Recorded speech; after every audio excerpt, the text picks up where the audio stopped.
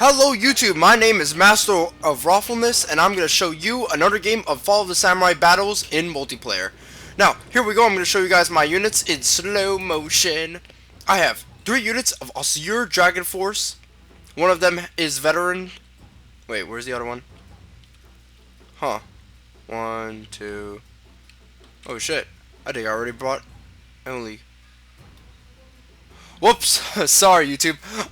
So I bought 2 units of Austere Dragon Force. One of them is upgraded with 3 chevrons, and they're in clandestine purple and pink.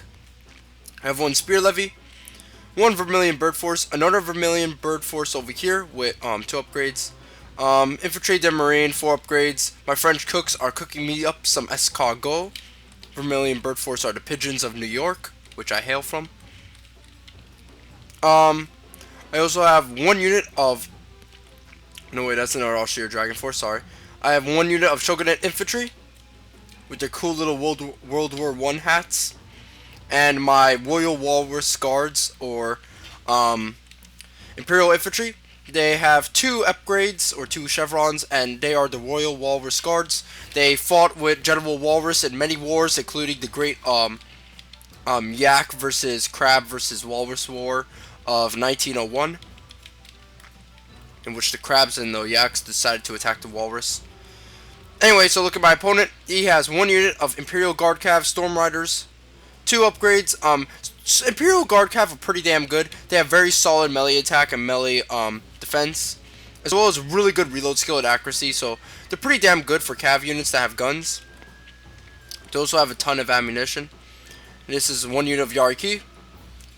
Yo, Imperial Guard Cav are really damn cool looking too. Look at their little feathers on top of their hat.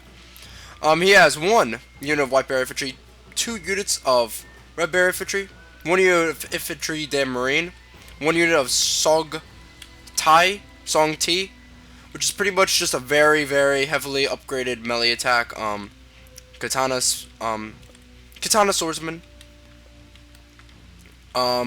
another unit of Red Bear Infantry, and that's about it, and a Spear Levy, if I haven't said that already.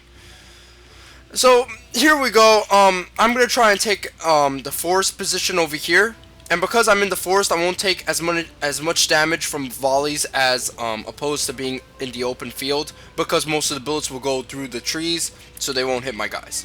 Same as him, so we're both gonna be a little bit resistant to volleys. Now, I'm gonna talk to you a little bit about the units in slow motion.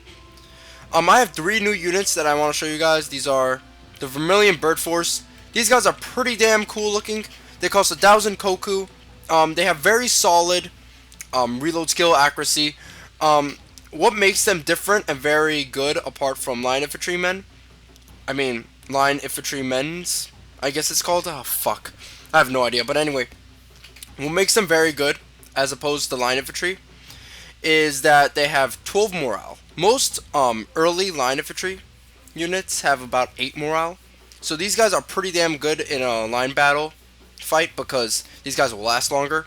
They also have better accuracy than most line infantrymen, but their reload skill isn't as good as Imperial Infantry or Shogunate Infantry. Over here, these are the Austere Dragon Force. Now, I have said this before in the past. If you have Austeres, trade them in for Black Tortoise Force. They have better stats overall as opposed to Black Tortoise Force. They have better reload skill and accuracy. And what makes them really good is that if you can upgrade an Austere Dragon Force, it's better than having like a Black Bear upgraded or a White Bear upgraded. Simply because they cost their upgrades, and like Austere Dragon Force in general cost very little as opposed to Red Bear or Black Bear Infantry, so you will save money for upgrading Austere Dragon Force as opposed to upgrading Red Bear or Black Bear Infantry. And these guys are pretty damn cool looking as well. Look at their little code-shaped hats. They remind me of that movie Coneheads with those aliens. Anyway, so these guys are pretty good if you want some extra units. Now, Imperial Infantry and Shogunate Infantry. Now, here's the big difference between the two. Cosmetics. That's it. Shogunate Infantry and Imperial Infantry have the same fucking stats, and they cost the same, and they have the same amount of men in each unit. but the only difference is that one has World War One hats, and one looks like American infantry Civil War line infantry. So that's about it. Now I'm going to show you guys the actual game right about now. Sorry for that long discussion about units, but I like to kind of do it when I have a new unit. So over here, my infantry Marine are going to start opening up on his guys. I'm doing killing about 10 of his men, so not too much. But over here, oh my god, I gotta say, I love the blood effects in this game. Now my opponent is making a mistake over here. He's not firing back with any of his units. Only this unit has been firing back, but that's about it. This guy has just been taking a few hits, so that's pretty bad in the long run, because his guys aren't going to really be as, I don't know. I don't know the word you would like call it, but, oh, and they disappeared. Oh yeah, they wouldn't be as, populated as regards to the infantry, the marine, or any other lines infantrymen.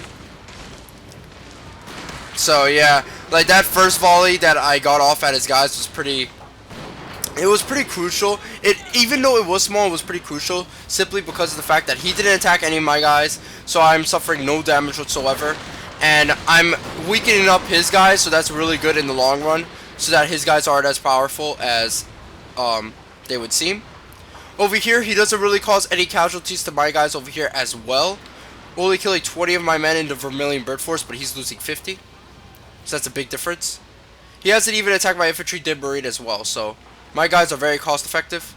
He's going to start opening up on my infantry Marine, but because my infantry Marine has such high stats, they will be able to take out this White Bear infantry, no problem.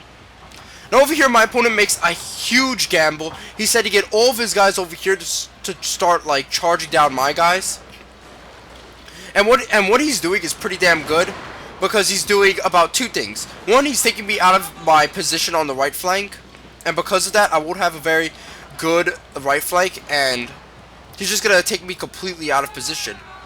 And this will like cause like massive troubles for me as I'm trying to go into position and I'm trying to run away, but I can't really get into a good enough position because I'm being constantly chased down. Now over here, he's gonna charge at me from the front and from the back with his Yariki and from his Imperial Guard Cav, so he's gonna take out this unit no problem of the Austere Dragon Force.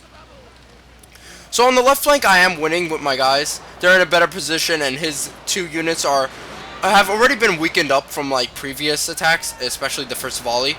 On the right flank, however, he is winning because he's pushing back my guys and destroying my position. But over here, he attacks with his cav over here, trying to take out my Imperial infantry. But he gets too greedy, and he's gonna lose these two cav units because I'm sending in so much units to attack him. I'm even sending in some of my Saber cav, which I forgot to announce that I did have some, but because I have so many units in this one giant glump firing down at his guys, they will go down no problem. His cav units, that is. I even have my general to give in some extra morale. Over here, I sent down my two spear levies that took out his spear levy to try and attack his infantry Marine. Which, it will stop his infantry Marine from attacking my guys even more, like shooting down good volleys and such. But because his infantry Marine is being supported by other riflemen, and because they have better stats than the spear levy will go down. But the infantry Marine will take casualties as well. He's going to chase me down with some of his Song Tai to try and take out these two rifleman units, and because he has better melee attack and melee stats than my rifleman, I'm going to pull back and try to kite him away from the battlefield. Over here, I am starting to win on the right flank because he doesn't have enough riflemen to support his riflemen, his line infantrymen, so I'm going to be winning. I have three guys firing at him, three guys firing at him, as opposed to his two, which is doing a very good job. They're doing very excellent against his guys, even if he is in the forest and he's not taking as much casualties as opposed to, guys being in open ground. Because, these guys are already weakened up to the point of where they're like 30, and my guys have about 100. They're going to go down pretty fast, and as you can see, they are. He does try to send in a last-minute charge with his Red Bear infantry to try and win the battle and stop my infantry Marine from firing. But as you can see, it's not really doing the effect as he would like. And no matter what, he will lose this battle. What my opponent should have done was send in more backup on the right flank with more riflemen or line infantrymen to try and support his line infantrymen, because the main reason why he lost was because he didn't really support his charging right flank in as much as he should. So he really should have. And if he had done that, it would have pushed me back so much that I wouldn't be able to even position my guys.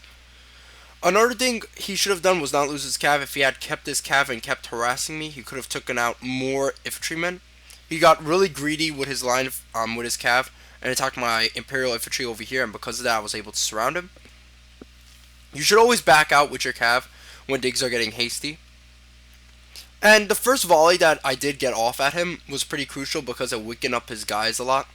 So if he had attacked me back or simply ran away instead of just stood there and got the volleys taken at him, if that's a word, then he would have been able to be in better shape, and his units would have been in better shape to attack me in future line battles, as just like in this line battle over here. And I call them line battles because it's pretty much just two giant forces just duking it out with their line infantrymen. Really, there really isn't like other units like clogged into the battle. Some melee units, but that's about it. God, blood effects are awesome in this game. But anyway, new things about my channel that I will be talking about right now, which is I'm gonna start off a new campaign of Shogun Total War 2, which will have Imperial faction or Shogunate faction. I don't really know yet, but I will keep you once the video is uploaded. Then you guys will know. Sorry, I'm having very massive brain farts. I just woke up, and I'm very tired. Another new thing is that I know that there's been a bunch of complaints about my water effects and how some of my videos have like a little water effect going on in them, and I will try to fix them as best I could. I don't really know what the problem is, but I will try to fix them in the future. Anyway, like, favorite, and subscribe for more videos like this, and I'll show you guys the unit statistics. And here you go, guys, as I promised, the unit statistics. So my infantry den marine was able to continue a massively awesome volley spree on his guys. And again, grammar, English doesn't even matter in my dictionary. My Seer Dragon Force was able to do a good job as well. And the Imperial infantry were able to do good as well. His infantry den marine was able to do really good. His Yariki, Songtai, and Imperial Guard, his Yariki did excellent because they were able to do hit and run. He was able to destroy my Imperial infantry from the back, and he was in that huge cap fight. I mean that huge battle in my side with all my infantrymen and stuff in there. His Imperial Guard cav should have gotten more kills. He should have harassed with them more, because they had really excellent reload skill and melee attack, so he should have been able to harass them a little bit more. He should have kept them out of that battle. And anyway, that's about it per se. Tune in next time for more videos like this, and I'll see you guys later. Master of Waffleness out.